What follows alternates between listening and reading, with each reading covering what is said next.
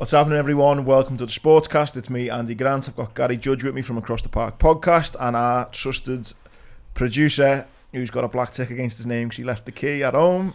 Why am I not so trusted anymore? Because I've been standing outside in the wind for 45 minutes. Musk in the studio. Yeah, I hope you're all having a Boss Friday. I'm about to damp on it a little bit more, and if you're not bored about listening to it already, we'll talk about it again because it's impossible not to.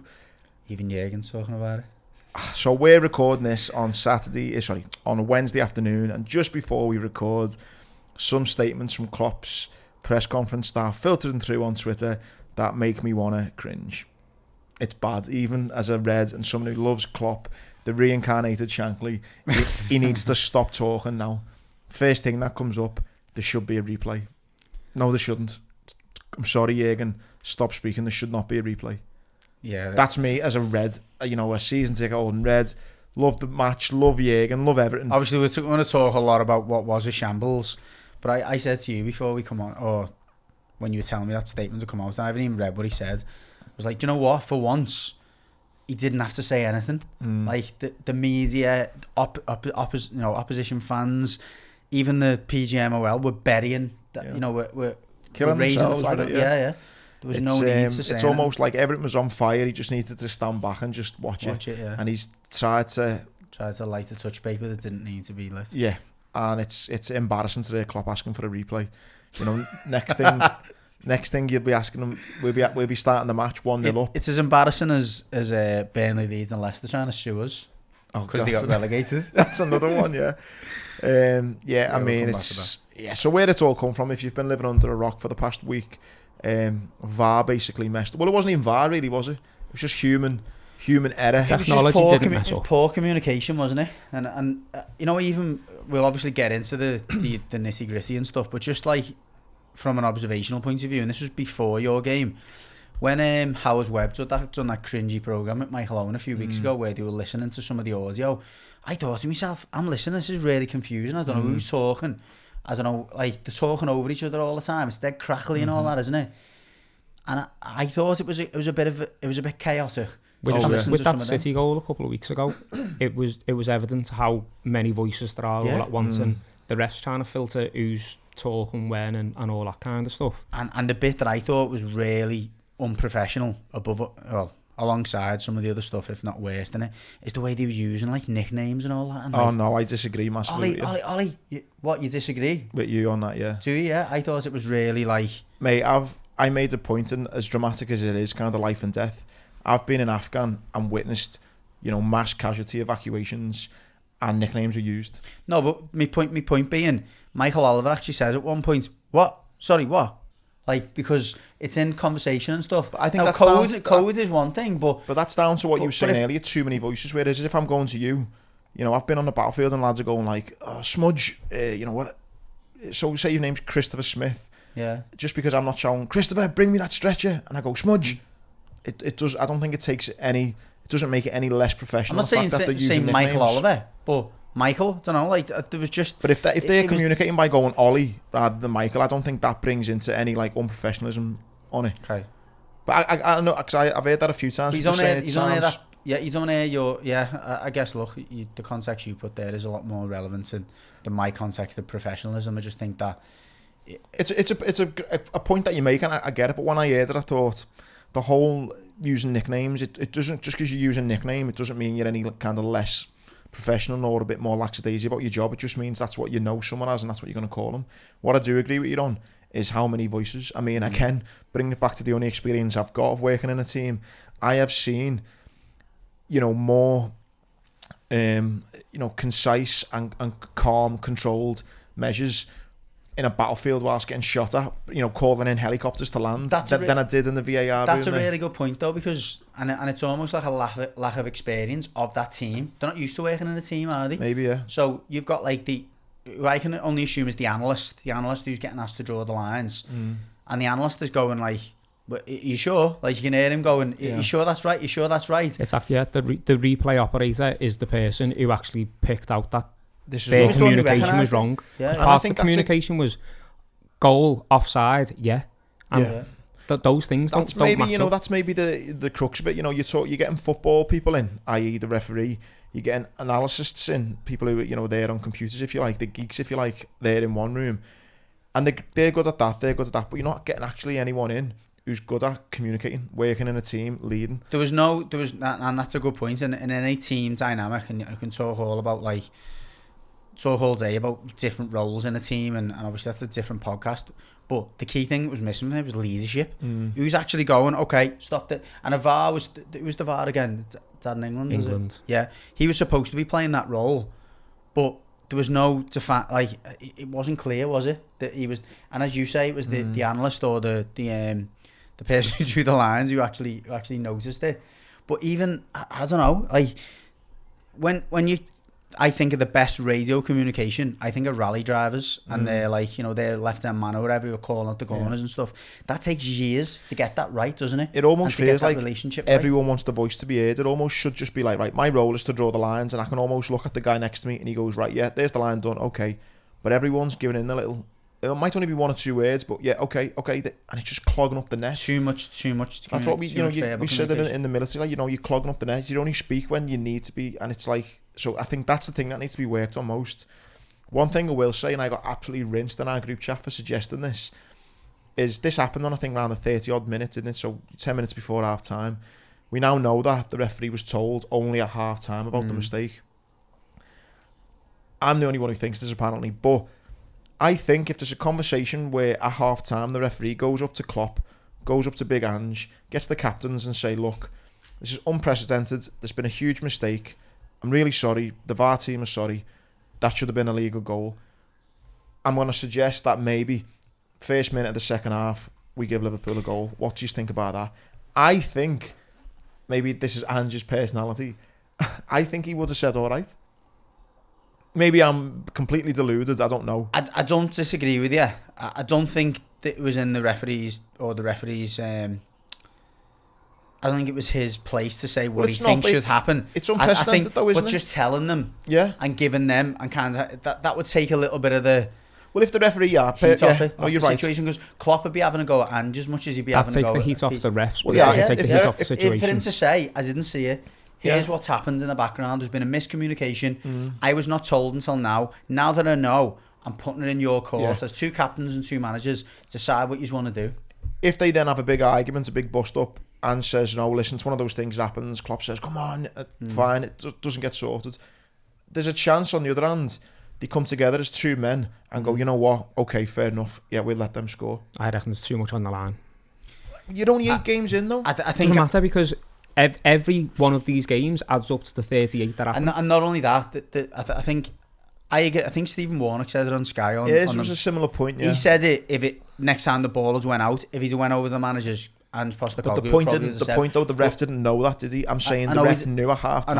I know, but that's 15 minutes later. I think coming out after half time, going in and thinking that But that was the only chance they got though, wasn't it? As in, the ref didn't know until half time. No, but my point is, Ange Postecoglou's argument at that point would have been, was it 1-1 at half time instead of 2-1, or what was it being? You know what I mean? His players coming in at half time thinking the level, and then they go out being behind. Their heads are probably battered. Well, I just think like it, you know, you're talking about morals and what's right and what's wrong. I mean, listen, who knows what Ange? I hope he gets asked this question this weekend. It'd be great if he did, but it would be interesting to know. I mean, when I suggested that, everyone just said, "Shut up, lad." No, they'd never go along with that. But I don't know. You see it happen, don't you? Sometimes when players mess up and there's a goal or there's been an indirect. Remember the Di Canio one at Goodison years ago when I got Paul Gerrard. That's Di Canio taking it upon himself, though. And what? That's through. Not because the refs have made a mistake though. Well, he did, because the ref should have, because he potentially had a head injury or something. I don't know if the rule was in at that point, but the goalie was down. Normally the ref would have blew. I know he did, but he was down, wasn't he? Normally the refs would blow up. That's where it's the laws of the game mean that the ref doesn't have to. But the laws of the game don't state that the referee should do that either. Do you know what I mean? It wasn't unprecedented. I think I'm not saying the keeper going down was unprecedented, but I don't remember in a Premier League game before that point a goalie coming out of his goal getting injured and the goal being empty, and Zacanio's thought the right thing to do is catch the ball, because and that's all I'm suggesting. It only takes the Spurs captain and the Spurs manager to go, you know what, the right thing to do is we'll give you a goal. If they miss out on Europe by a point though, doesn't matter whether it's game week 8, they've missed out by a point because they've been too nice. Of course, but again. And I'd be fuming. And do you know the other thing as well? The reality of it is, in the world that we were in, they probably sued the ref for saying you shouldn't have done that. It wasn't in the laws of the game or within your... You've put that on us. That's why I think the referee's very careful. He says, look, I'm just telling you what happens. If you want to do anything about it, I'll leave that to you. Yeah.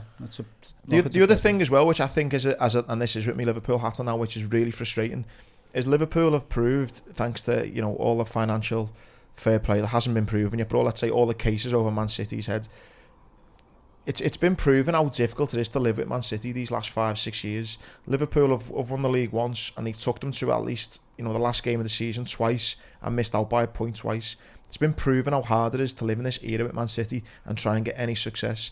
Every single point is needed, and straight away there's just 3 points. Now I know as a blue you're sitting there, you know, sniggering and all that, which is fine, but I'm just saying, like, it's hard enough to live with Man City now. Anyway, you've got to be nigh on perfect for 38 games and hope the little bits of luck go your way.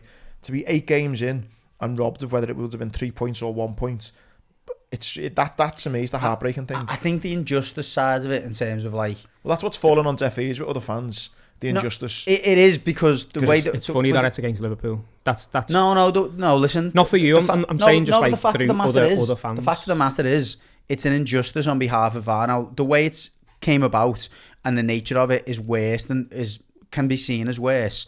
But the other injustices, which they've listed, Sky listed like 12 or whatever, and they said these are ones that were not given, and PGMOL have come out and apologised. We had one at Goodison where Rodri clearly that affected Liverpool as well. It did, yeah, and affected us though. My God, we would have went down. Like, we would have won the league. You still would have stayed up anyway. You ended up staying up. We could have went down. But you ended up staying up, and we never won the league. That's why it was satisfying for me. There you go. No, but only because we needed to, you know what I mean? We needed to get them points. It's the point I'm making is that I don't think you can point to the injustice of losing points over it, because loads of teams have lost points over. Not like that, Gary. Do you mean not like that? Not like that. But now that the audio's come out, it wasn't deliberate, was it? It was a freak, as we've spoken about. Well, here's the other thing, though. It was a bit of a freak in terms of the miscommunication that you can hear from the swear words, which dad in England, oh fuck, I can't do anything. Like, they were absolutely panicking. I think what opens this up is a little bit more of a can of worms, and I think that the linked in a conspiracy way. I think the fact that it come out that they were all away, or one or two of them were away in the UAE midweek, it adds however long sleep. That's fatigue. It's fatigue. Fatigue, yeah, whatever. I wouldn't say it. I'm not going to say it, but I'm saying it opens up a can of worms for conspiracy theorists to then say, well, what's he doing in UAE? Who's he getting paid for? Who's those interests in behalf of? All that. They're just questions that don't even need to be getting asked. Added then to the fact where that you can tell from his voice, he's a young lad, the operator, and he's saying delay, and that one of them's going, he's just ignoring him until for like a good 20 seconds or something, and he goes, oh well, can't change it now. Nothing to do. Now, if he listened to them initially when he said delay and done something about it, maybe it's different, but there's like a weird 20-second gap where he goes, oh well, can't do nothing now. Now you then start adding the fact that he's waited 20 seconds to answer them, to the fact that maybe one of the team might have been away last week getting paid by the UAE, added to the fact that some teams are being funded by those. That's when you start going, hang on a minute. Now I know that sounds completely ridiculous, of course it does, but that's what's going to start happening if things like, you know what I mean? I think if they're going to do that, they choose another game. As in, like, use against Tottenham. I don't with mean, respect. Right? I don't mean that. What I'm saying, if this conspiracy, what you're, I'm not saying. Not you saying it's conspiracy. You're saying it opens. It just opens the floodgates for people to start speculating on it. You know, for example, right, and this is just a made-up scenario. Let's say, for example, a referee gets asked to go out on a midweek to Saudi Arabia or wherever he gets asked to, and he gets paid 50 grand for argument's sake, right? He doesn't just go there like anyone who's worked overseas in business. You don't just go there, do your thing and come back. You'll go there, then you go out for dinner with them, for drinks, whatever like that. So he goes over, he gets paid his 50 grand to referee a game. Afterwards, they're all talking, oh yeah. Oh, so how do you get involved in footy? Who's your team? Da-da-da. Oh, I like Newcastle. Oh, I like Spurs, whatever. Da-da-da. That's in the back of his head. Now he's getting paid 50 grand every time he goes over there. Next time he's playing against the Newcastle or Spurs, and he knows one of the sheikhs who's paying him 50 grand, supports them. So you're saying one of the sheikhs is a Spurs fan? No, I'm not saying that. I'm not saying that at all. But I'm saying if referees are going over there getting, it's unnecessary. You're not telling me that it's in the back of their head. Ill-advised, isn't it, for them to have done that? And I know Howard Webb's come out and said, look, we authorised it. I think to authorise that exact group to go out and then allow the same group to come and do the same game it is. I've got nothing against the travel, because you look at like the Champions League, they go away midweek Champions League and come back. It's not the kind of so much that. I think it's just. I'm not saying it's dodgy, but it just opens up that thing of, hang on, why are you getting paid by that fella who's linked to that club to go over there and do that? But then now you're coming to referee that game. They're just questions that they don't need to be getting asked. Yeah. And I just think it opens up that. So yeah. It's a hard weekend, that one. Yeah. It's a hard weekend. I think what it stems down to as well is the reason why, like, or the positives that could come out of them pushing for, you know, the audio and all that, is the rules might get changed. Not necessarily anything happens to the game retrospectively or anything like that. It's like, well, if we realise we have made a mistake, then we can't call it back. We can just feed it into the refs here. We now need to change the language of check complete. Can we not say onside, goal? Yeah. What that was another big one. Yeah. Like, I think because you can't assume what the ref is thinking. Yeah. Or you can't assume what the linesman's thinking. It's got to be clear vocab that they're using. And that's what I think the big thing is, coming back to before. You know why the military is so successful? Because they hammer home those skills and drills of working in a team and effective communication. These are people who are really good at refereeing, really good at using computers, and are just thrown together and expected to know when to speak, when to listen, when to lead, when to sit back. And they're just hoping that it works out, and it's obviously not working. We used to have like set terminology and vocabulary that we had to use when Rodolfo Borrell was the academy manager at Liverpool, or academy director, and it was like second line set, and it was like triggers for the players, and it saved you having to waffle on and stuff, and the players got given like a terminology list that they had to understand and appreciate, and it made things a lot more efficient and a lot easier for both parties, you know what I mean? Because and the other thing as well, they're all patting themselves on the back when they're making these decisions. Like it's like the I said before. thing. Well, that's what you're saying. All these things combined make it. No, what I said is the nicknames. When I seen Alan, the nicknames, but the nicknames and patting each other on the back. And patting each other on the back, I've got a problem with. Someone saying, "All right, Judgy rather than Gary." I don't have a problem with that. So what are they patting themselves on the back for? They said great process. Great process. They're saying that they come to the right decision quickly. So they're saying, "Oh, well done on that, well done on that." That's wrong. The fact that he's calling them Ollies rather than Michael, that doesn't bother me. Like, I don't know anyone who starts saying, starts on the radio, "Oh, that was great." That it's fucking. Anyway, pissed me off. The Jones thing, I think you can debate that all day and all night. I think some people will say red card, some people will say yellow. I think he was unlucky. The ball bounces up, hits his leg. The problem with on that though is when the referee is walking over, the still image that he walks over to it's damning. It looks horrendous. It looks horrendous. Look, as an Evertonian, but more as a football fan, forget Everton and Liverpool.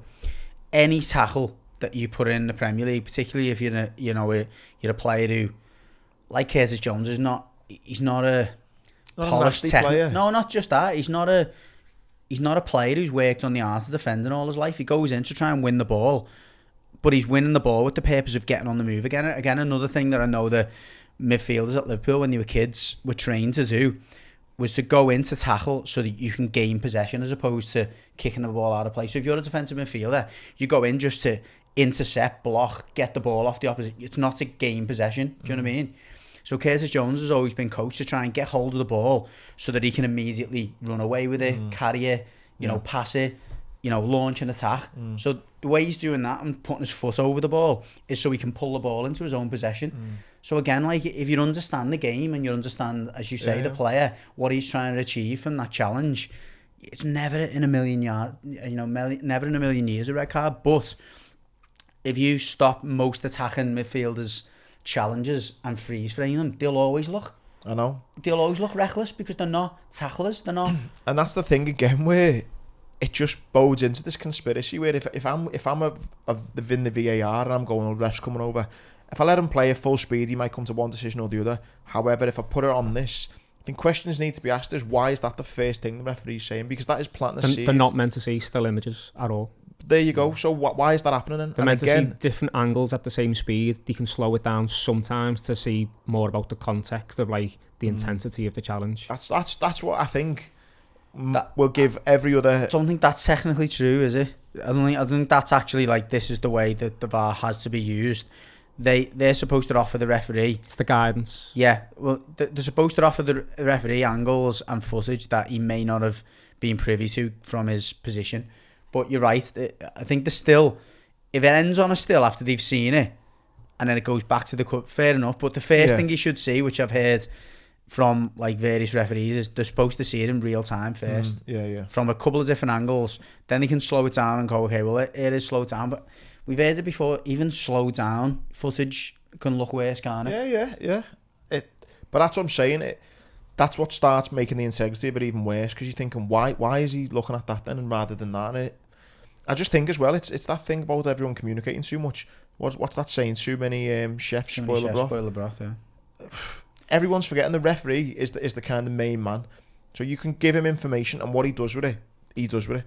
And I think everyone's trying to be all... That's why I didn't agree with not telling him till half time. They should have got through to him, whether it was a 30 seconds, whether it was a minute, and said, look, something's gone wrong here on the other stuff. And with that VAR, they're almost making the decision for the ref by having that still on. And it was just a massive fuck up all yeah, I think in all, going back, my observation of Everton I've seen and heard is, and I don't want to add to the whole too many chefs spoils the broth, but I think it needs like a director almost who sits back in that room and goes, right, he kind of controls the audio. Like mission command almost. Like a producer, going, you don't need to hear that audio. Yeah. We don't need to hear the analyst going, I'm just going to draw that line. Exactly. You know what I mean? There should be someone there who doesn't even have a mic, and his job is to just draw the lines. Someone on shoulder going, yeah, okay, he's onside. And then someone could then speak to the ref and go... Someone almost needs to be sitting in that VAR room who only speaks to the ref. Yeah. Let them do the little chatting in the little desk and stuff. Yeah, 100%. They feed back to the director, and the director goes, right, give us 30 seconds. I'm just going to make sure I've got all this right. He's the only person who speaks to them. Again, that's why I was quite like passionate, like most people were on this. I was thinking back to like my days in the military when I'm not saying a football match is like the military, but you can imagine it's a hostile atmosphere and there's a lot of noise, pressure, there's a lot of stuff going on. So it is similar in that sense. You imagine if every lad had a radio who could speak to everyone. Fucking carnage, do you know what I mean? You'll have a section. In that section, everyone can speak to each other, but not everyone can speak to the main boss who's on the battlefield. It's ridiculous, and that's what I think they need to work on. You've got to have, like, for once, and not for once, I've actually felt this way most of the time, you've got to have sympathy for the refs here. Like, they're getting thrown under the bus, aren't they? Like, as you say, then, if you're the referee, you've got all these voices in your head. You're trying to do your job that you've always done anyway, which is hard enough when you've got the fans, the players, the managers, these 5 other voices in your head. Yeah. Like, I just think it's an impossible job. It's more of a job of training them to work in teams with effective communication. Do you reckon they've had the objective to try and speed up the process in comparison to previous years? That's definitely been a... And you've gone, everyone's getting on our back because it takes a minute or 2 minutes to sort that. You say that, but I was in the Everton game the day before and it was a shambles. It went on for about 4 minutes. Our goal ends up getting given. It was checking for offside and we were booing in the end. And even when we scored, we didn't even cheer. It was like, that's a joke. Well, I think definitely on that, though, you could tell that they were proud of how quick they took it, and that's where the whole great process, lads. That's where that come from, for how quick they felt it was. You're buzzing. It was yeah. The irony of that, honestly. And then the other thing to touch on, which was the whole refereeing, is this whole kind of, throwing up for a yellow card, because Jota gets sent off. His first one isn't a yellow, I don't think, in my eyes. No. His second one is a yellow, but then the guy who he's fouled anyway is giving it the whole. He should be booked whilst he's on a yellow. And there's just so much of it. I think we spoke about it a few weeks back. Again, funny old thing. Democracy. But some referees are maybe quick to pick up on the whole gesturing for a yellow card, some aren't. Which means that 1 week you might be getting players booked and sent off because one referee's picking up on it. Then the next week you're playing against the referee who's not that bothered and is letting them go. And it just makes it an unfair playing field, doesn't it? I wouldn't say it's an unfair playing field. I think the extent of analysis that goes on at clubs now, the players know that. The players are told before the game, literally, this is what the referee's going to do. He doesn't put up with this, he doesn't put up with that. I think that's part of the game, and I think that's always been something for me. I remember back when I was a kid, I'd know which referee is more happy with the yellows, and you know which referee, and the players do. Again, I used to remember when I was playing as a kid, you'd know referees you couldn't swear at, and it's like, and he'd book you, and you'd be like, I know what he's like, and you'd be saying to your teammates, don't stop it, stop, because you know he's going to book you. So I don't necessarily agree with that, but it's frustrating though, isn't it? It's frustrating if 1 week you're kind of going, oh well, he's got booked for that, and I think the last thing on the whole ref thing is, again, yes, obviously it's not life and death, But the problem is there's that much money involved now. It's like, what does happen to them? Do you know what I mean? I'm not calling for anyone to lose the job. I don't think they are going to lose the job, but at the same time, there does need to be consequences, and I think just missing out on 1 week, is that a big enough consequence? I don't know. You know, if you're them now and you're sitting back listening to this audio and stuff, you're probably thinking or ready to say the same things that we are. Listen, the process is the problem. Like, I've got 5 voices in there. They've got all the excuses in the world, haven't they? And I think that's almost the reason why the PGMOL have thought we had to release the audio, because otherwise people are going to assume that it's this person's fault or that person's fault. Or they're even going to assume that the analyst is not drawing the lines on it, because that was the other thing. Where there was one guy though, one guy who came out alright today, that operator. I think he come out alright. Yeah. Where he's going to lay, are you sure you're okay with this? But that's what I mean though. But if we wouldn't have aired that, we would have assumed that he'd probably not drawing the lines properly, or like that's what everyone was saying, weren't they? Have they done this squiggly line, or have they done it from the wrong angle? We were in a pub watching together. I couldn't it come up and I was like, happy days, he's on. Anyway, I'm fed up with talking about Liverpool woes. Should we talk about Everton's woes? Yeah, it was as I've said several times, obviously recorded on our own podcast, and yeah, it was 1 step forward, 2 steps back for us. A game that against Luton, you walking in the grounds, the fans, the players, the manager, clearly going into that game, we're expecting to win it. Even the first 15 minutes, the players are laughing and joking, they're patting each other on the back because having, pot shots at goal.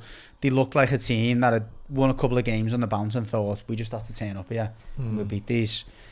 And obviously Luton has other ideas. You could go, listen, I've gone through the ins and outs of it in our podcast, but the simple fact of the matter is the players were not good enough. And I think if you don't turn up in a Premier League game, you can get beat by anyone. Yeah. And we did. That must be, if I'm an Evertonian, the really frustrating thing is the fact that, you get an unexpected victory against Brentford. I don't think many would have expected that. And then you start thinking, right... You beat Villa then as well in the cup. Yeah, you beat Villa in the cup. Then you're thinking, right, Luton at home, should win. Then you got Bournemouth at the weekend, should win. And then before you know, you're going into the derby after the international break where, winning your last 3 or 4 games. Whereas now it's just like... As I say, I've analysed the game in every way, shape or form, but it doesn't... Like, you can't really get past, whether you blame the manager or whether you blame the players or whatever, you still can't get past the fact that if the players, whatever formation the manager's put out, whatever instructions he's given them, those group of players were good enough to beat Luton's group of players. End of story. It's a simple game when you boil it down to 10 1v1s out on the pitch, and obviously the 2 goalies. That's what it's about, and we lost too many battles, certainly in our own penalty area from the set plays.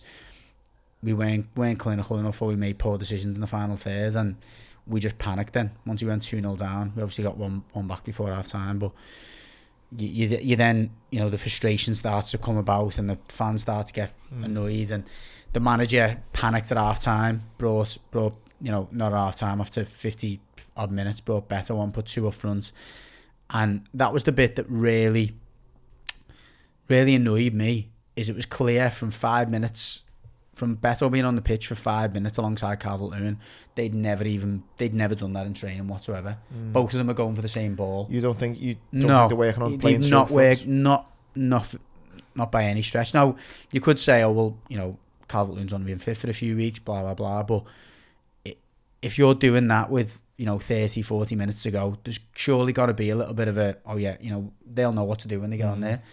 They didn't have a clue. Like, again, both of them stand. You only think then they're not really ever going to play together much? No, I mean, Zeitz has been accused a few times of, and like most managers do, I think most average managers or less than that, of not having a plan B, and that was a classic. Like he thought, let's just throw 2 forwards on, but then we didn't initially have the players in wide areas to be able to get balls in. Our wide players were still tucking in, which was clearly some kinds of ploy, which is beyond me. At the start of the game, you had both the wide men coming inside the pitch and making the pitch really tight. And again, it's as old as time from a tactical point of view. You're playing against the team that's not going to have much possession, and you're going to have more possession than them, and you're trying to get balls in. You make the pitch as big as possible. We made the pitch small. We literally, if you were the Rob Edwards, we ticked every box for them in terms of making the game easy for them. But saying all that, and as deflating as that must have been, I, as a football fan, for years, if you like, I've always thought Everton will will stay up in the Prem, I thought, because they're good enough, they're too good to go down, they'll stay up. This season was the first season I've thought they're bad enough to get relegated. However, this is the first season I think there are 3 teams worse than them. And I think that it won't be for Everton being good enough to stay up as they have been other years.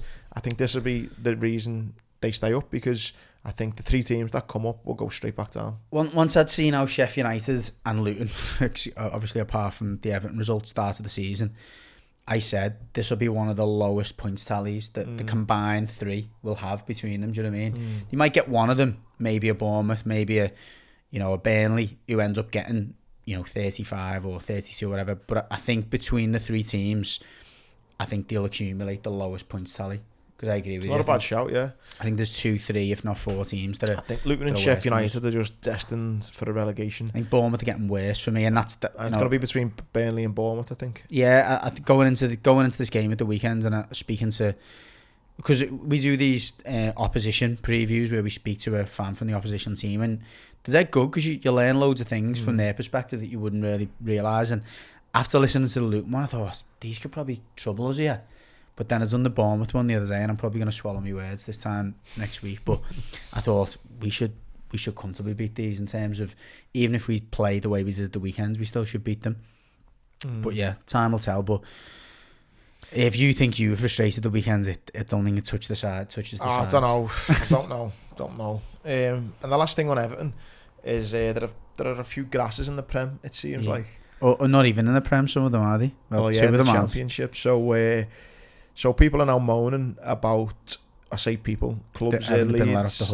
Yeah, Leeds and who else Leeds, Leicester and Burnley. Leeds, Leicester and Birmingham now have written Burnley have written to 777 to sue Everton for 300 million. It's like knocking on it's like you've been playing in the street with your mate or something, and he's kicked you when you were a kid, and his mum and dad aren't in, and then his mum and dad come back and you knock on the door and say you're like kicked me before, or he told me to.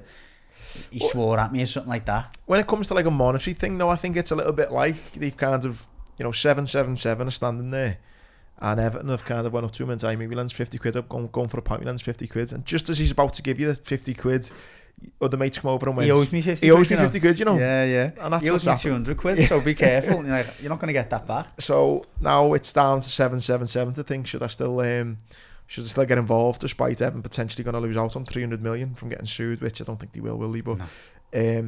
What's happening with that? Have you heard anything much? Is it still going through? Do you mean the 300 million? The whole 777 that's been going on. Yeah, so I understand. I mean, they're still putting money in. They're still keeping the club going. They're still keeping the stadium ticking over. It's still going through due diligence or whatever. And I think there was another article that come out that certain people had wrote to Masters from the Premier League. Richard Masters, is it? Complaining about 777's operations and procedures and stuff, but in the meantime, no, they're still cracking on, and my stance hasn't changed on it. I don't think my stance hasn't changed on it in the sense that we need it. We need a takeover. We need a cash injection. How long they're going to keep that flowing for, and when they're going to take the money back and all that, remains to be seen. In fact, I don't think there's a doubt about it. They'll be taking the money back as soon as they can. Well, that's the fearful thing, isn't it? I don't know. I don't think I'm not sure it's the fearful thing. I think, but as an outsider there, though, you're thinking if they're just there to be a kind of safety blanket and go, yeah, it's all right. Here's a million here, a million there, and they're just slowly with no repercussions, and then in 6 months' time they go, actually, we're not giving you no more money, and you now owe us 100.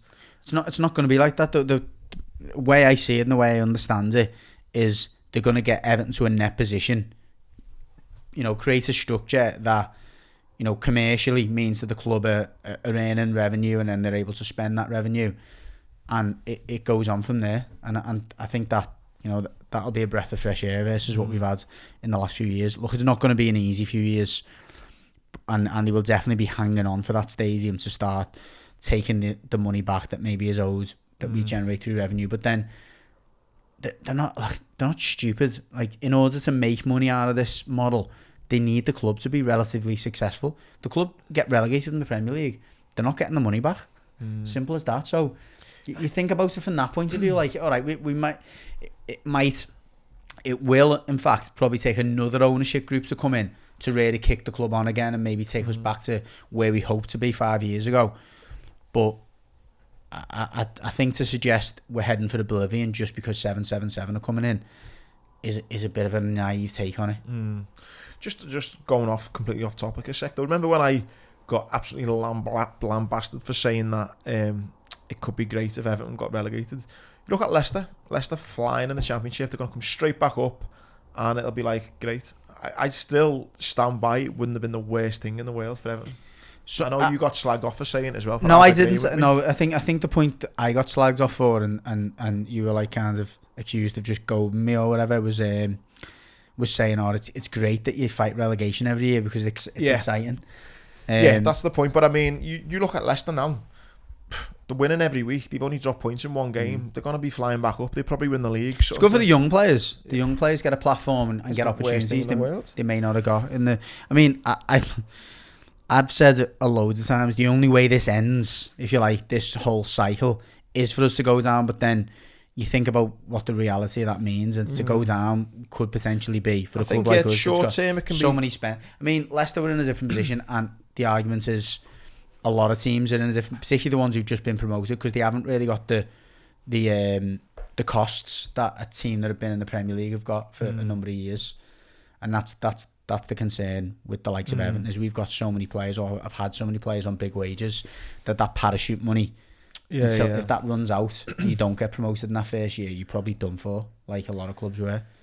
The other thing on ownership as well, it's not going well for them at the moment. It's Man United. You look at their ownership, the money that's been spent in Ten Hag himself, their poor form continues. Another again last night. Wow. Like, he's not having a good time, is he? He's not, and I think that's the point though as well. You talk about ownerships there, 777 and stuff.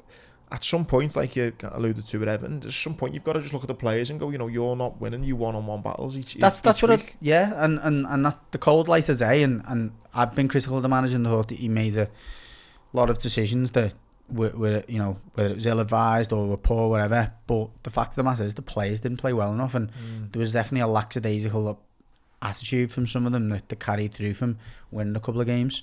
On United, we haven't noted in here, but have you heard Jim Ratcliffe's now basically trying to get 25% of the club? So his new strategy, because they're just ignoring. He wants the minor stake. Is because they're ignoring his majority stake bids, and they're just delaying it, but they're just not acknowledging. He's now said that, all right, I'll take 25% for now, and he's going to try and chip away as the years go on. What do you think for the Glazers will be more palatable, because they still see it as a cash cow for them that they want to continue to milk? But how old is Jim Ratcliffe? Could you be asked at all that now? It's about 80, isn't he? It's just he was saying it's like a family legacy thing, isn't it? Like no one really knows. Well, they know who he is, but they don't know a lot about his businesses. But if you buy a stake in United, or a big stake, or become the owners of Man United, that's like your family are known for being the owners of the biggest football franchise. It just franchise. seems to me like a lot of stress just to kind of. It's not for him, though. I think it's just wet for your his ego, though. Do you know what I mean? It's like. It's an buying the investment thing for the future, isn't it? Yeah. I think it's an ego thing for his family, though.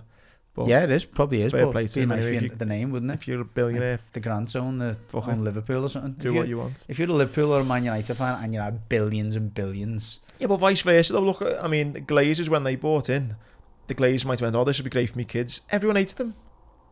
Yeah, but there's two sides to it. It's not always going to go great. Everyone knows them. Yeah, great. I'd rather not be known and be a billionaire, but... Also, do they give a shit if people hate them? I suppose, And the other thing was Champions League last night, Bellingham again. I said to Gary off air, no one with any kind of business, financial know-how can ever tell me there was a good reason for not just throwing the kitchen sink at getting Bellingham. Like, I think he scored something like 9 in 8 games or something. I don't know with his record. It's unbelievable. Scored another worldie again last night where he took on 3 or 4 players. Unbelievable. He's only just turned 20. He turned 20 in June, I think it was. Do you know what, like, though? And it breaks me. I've said this to you before, and I'll say it again. He wanted to go to Real Madrid. I get that, but he wasn't. He said to his agents, "I don't care. I want to go to Real Madrid," and that's what I love about him. At only 19/20 years of age, well, it breaks me heart, Gary. He knew that the best club for him, and the best club for his, not only his, to improve his ability and brand his wise and everything. was Real Madrid. And listen, if they get Mbappe next year as well, you need to just forget about the Champions League for Liverpool fan for the next few years. because that team's going to be a joke. But yeah, now they got Vinicius back, because they looked at, I wouldn't say they didn't look the same team, but unreal. They were scraping through games, but that was vintage Real Madrid last night. Before we go on to just the other little, for the fixtures this weekend, a few interesting stories. So Luton rejected 2 to 3 million gambling sponsorship, and the CEO, Gary Sweet, has no regrets about it. On one part of me is someone who really has in the past irresponsibly gambled. I think, it can cause a lot of misery. Someone who now gambles, and in control of it now, and you look at the benefits of a football team and what it can get. One part of me is like, fair play to you. Do you know what I mean? It's like it takes some balls to kind of turn around and turn that kind of money down, which makes me think, I don't know, has he maybe had experience of like people he knows or himself gambling? I don't know, but I can see both sides of it. On one part of me, I'm thinking he's cutting his nose off to spite his face to try and do that, and he's losing out on the field with like investments. But then I think, fair play to you. If you've experienced some sort of, harm that gambling can bring, then it might not even be that he's experienced. It might just be that he wouldn't want to add to a potential problem of, his fans if they've got that potential. Musk, the way I see that though, mate, and it sounds like, this whole, what's the Gandhi thing that, one person can make a change. If Luton haven't got Bet365 on their top, it is not encouraging or discouraging anyone to not have a bet. There's that much of it on Sky, walking the grounds, Everton. It doesn't matter whether Luton are making £2 or £3 million. But this is him wanting to rest easy. That's what I'm saying. That's him internally wanting to rest easy. It's his moral compass. But I'm saying, and look, if you may be cynical about it, it might be a long-term call to go. There's going to be a point where maybe when certain corporations, organisations say we don't want to be associated with football clubs that have got gambling sponsorship, so we maybe lose out on that 2 or 3 million, and we gain through publicity, which they've obviously gained from it, respect and potentially support from other bigger, more lucrative deals that will turn the nose up. It takes a lot of guts for him to do it. I think he's lost out financially, so fair play to him. That was interesting. And I think the other interesting thing, they haven't got like a huge investment or like private equity behind them that are going, we need to take that, so we're probably not under the same pressure that the likes of, or certainly other clubs are. We've rattled through the last few stories. So Castor's wet kit, Villa's men's team highlighted, on the women's team are dreading to play in it. Just looks like someone's literally just dumped them in water. Some of the kits in the 90s and like early 2000s used to be like that. Remember, like, I know Vieira used to have that Vicks on his top and stuff that made it look like that. But I remember a few of the Everton kits used to be like that. And it's not funny, the actual name, but it used to make me laugh. There was a fellow who used to sit by in the match, used to call Steve Watson Malaria Man. Because after 10 minutes, he was dripping with sweat, and the shirt just made him look dead heavy. Yeah.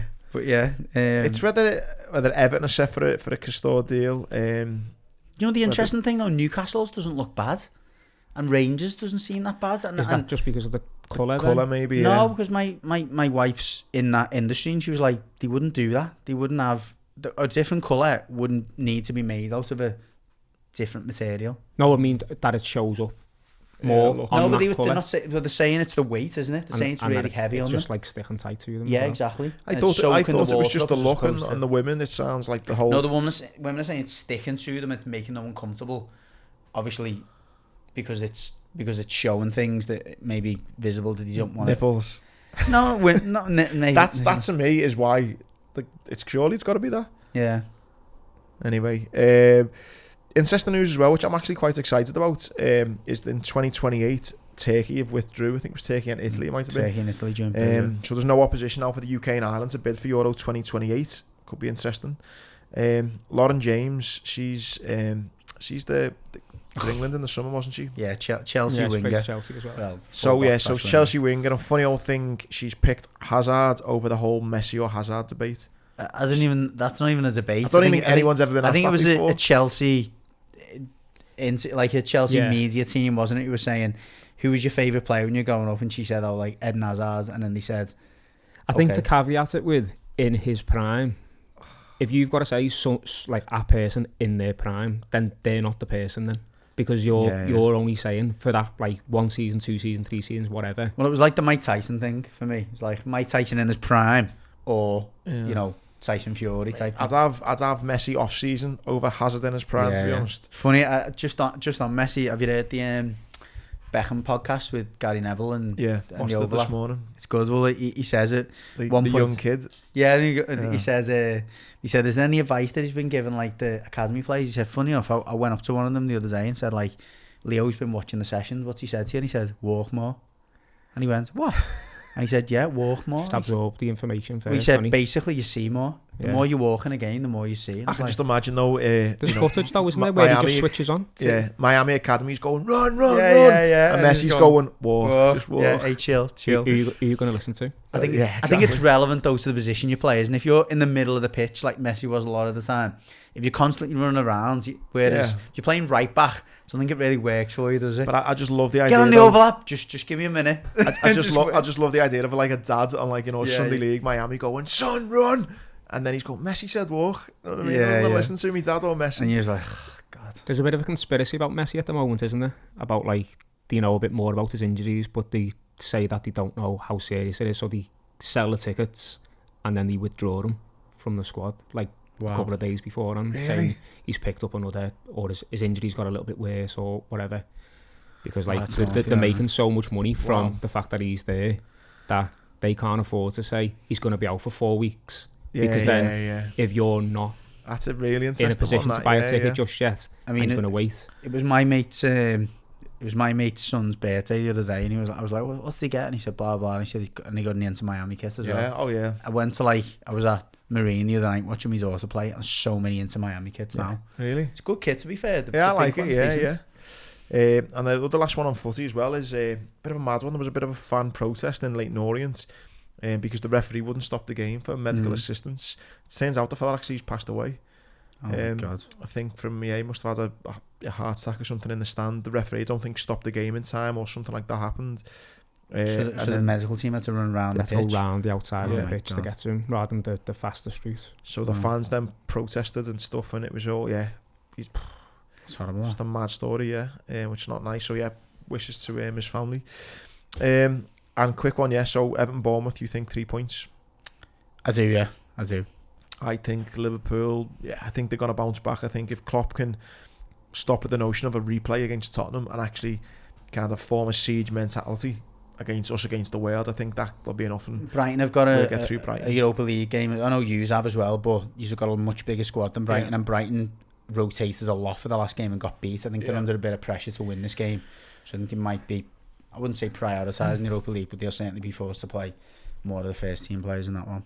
Just on a personal note, I'm actually hoping Man United win this weekend. My last man standing has gone on 7. Well, what are we in the 7th or 8th week? So I mean, I'm actually out, but Jen's still in. Yeah, there's like 16 people left now out of 150 or something. I'm in one with 250, and there's about 50 of us left. So I've gone Man United this weekend. So it was either Everton or Man United, and I've gone Man United. Jen's gone for Fulham. Fulham are playing Sheffield United. Yeah, it's a good one to go for. Yeah, and then a very quick round of other sports. We had Fury and Usyk. I don't want to even speak too much about this. Andy Furious.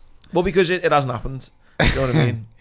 So there's no date with it. It's Riyadh, apparently the end of the year. I think the other thing, though, in all seriousness, and to kind of back you up to some points, I said, following the rumours that he was going to do this and do that and have a cage match and go into WWE, I said we should be made to surrender his belt. Maybe that's been almost pushed by the other promoters to say, look, this is not on this. Yeah. And he's had to just play his hand. My conspiracy of loads of people listening to the Legged podcast in higher positions are maybe coming through then. Someone said, listen, people are calling for that Patreon list. There's someone on that Patreon list. Prince Harry listens to it, lad, I've told you. Muskie done a Legged Insta poll. 42% reckon Fury, 11% Usyk, and 47% reckons it won't even happen. The majority. So that says it all, doesn't it, really? Yeah. Reckon the fight could take place 23rd of December, which is the same date as Eubank and Ben. Wow. Could make Fury up to 200 million, according to Bob Arum. If it's in Riyadh as well, it'll probably be around the same time, won't it? As Eubank Ben when he... It's not been confirmed, but Eddie Hearn had a big rant the other day, basically saying like, this is what's happening between now and Christmas, and then he kind of earmarked the 23rd of December for Eubank. Couldn't be in the UK yet though, could it? No, not as it stands. No. He's still banned. And then, yeah, a couple of the ones. We had the golf the weekend. Ryder Cup Europe brought it back. Absolutely smashed them as well. Smashed them on the first day, didn't they? Yeah, 4 it or was 5 up on the 4-0 first up day. from the first morning, yeah. Yeah, it was interesting seeing McIlroy get a bit wound up. Yeah, and you know what? I was listening to a few kind of a few reviews of it and stuff, and a lot of the pundits were saying that basically going into the tournaments, the American players were all moaning about the fact they don't get paid for it. And like almost in the changing rooms, it was a bit of a... And there was a rumour that a couple of them did get paid in the end because they were saying, I'm not going to go. Whereas the Europeans were like, what? We don't want to get paid. Like, we love this. And all the Europeans, and it was interesting, like, culture thing. The Europeans were basically saying, all of us, or most of us, that grew up wanting to be footy players and dreaming about being in that team environment and stuff. And, like, that's... Obviously, we're golfers and stuff, and we're never going to be footy players. But the closest we get is playing in the Ryder Cup because you're part of a team and you're cheering each other on and you get that gold and you don't really get in a normal golf tournament. So 100%, and I think McIlroy come out and said, all that kind of gold and stuff like that from the Americans and all that, and he waving the cap, that really got him going the next day. So yeah, it was great to see McIlroy, and I think golf as well. It's just great to see that little bit more pace, a bit more needle. Yeah, you don't get that very often, do you? Particularly the top players, but I really enjoyed it, and I think it's like a different sport, but like 2020 cricket, isn't it? If you don't like cricket, but you just flick over and you see them slogging it everywhere, and it's all. I just think it's a good habit, and I think they need to do it more. Yeah, was it every 2-3 years? Even if they've done like 3 years, even if they've done like Nike against Adidas and different brands and stuff. Yeah. I think they could make a lot more out of it. Yeah, just open up to the public in it more. Yeah. The rugby continuing the World Cup. The one thing I did see on the rugby though, which is nothing to do with the World Cup, it was in a youth game or an amateur game. Someone's took a free kick. Is it called a free kick? It was a penalty. I think penalty was it? And it was going about like 6 maybe to 10 yards short of going through the posts. A lad's just volleyed it, thinking he's being funny, and it like goes over. It's a flex off his foot and goes over into the goal. Which kind of ends up being a conversion or like a... Well, no, he kicks it and they all walk away, like kind of, because the game was over. It's the last kick, literally the last kick of the game. Yeah, but it goes over, so it gives them the points, which then takes the game to a draw. But no, he kicked it, and all the team assumes, that doesn't count. It shows. But then the referee runs over to the coach, both coaches, and goes, I don't know if you've noticed there, but your players kicked the ball, and by the rules of the game, because it doesn't land on the floor and the ball's still in the air, that's actually a conversion. Which is what should have happened in the Liverpool Spurs game, basically. Well, yeah, the referees took that kind of thing. The referee knew, didn't he? Yeah, which I thought was interesting. But yeah, Rugby World Cup rumbles on, and Eddie Jones as well for Australia kept his job, which was a big surprise. Because so he's robbing a living now. Everywhere it was. Some of his interviews are a bit mad, but and to finish off, because we have got to wrap up quickly. One mad thing I did see this week was in skating. Was it rollerblading? I think it was. Sorry, rollerblading. There's a South Korean skater basically going for it. Jung Chal Won and Taiwan's Hung Yu Lin. He won by 0.01 of a second, right? Basically what happened was the guy was going forward from South Korea, added in the bag and started celebrating a little bit too soon, and the guy from Taiwan gets ahead of him, beats him by 0.1 of a second, which means he wins, which then means the South Korean guy has now got to go and take part in national service. It's a sick, innit? So, but the national service for them is about 2 years, I think. Yeah, it's serious, yeah. So it's not like, going to like Dartmoor for a couple of weeks. It's like 18 months, I think 2 years of national service, all because he celebrated a little bit too soon. He'd be going to bed every night just going, no. Devastated, hugging his rifle when he could be hugging a gold medal. Sickening. Right, time has caught up with us and we need to end it there. Any last ones from you, Musk? No, all good. Nice one, lads. Yeah, cheers, Gary. Cheers. Right, once again, thanks for subscribing. Betting tips again this weekend. We won't even talk about Gary's tips last weekend. No, let's do it. I had a stinker. It was 2 out of 6 or something. Horrendous. After my great form, something like 5 out of 7 I'm on. Anyway, back to being me this weekend. I'll get us back in the winners' enclosure. Sign up on Patreon. The support means a lot. And you get all the added bonuses with all the other extra shows. And have a boss weekend. Cheers.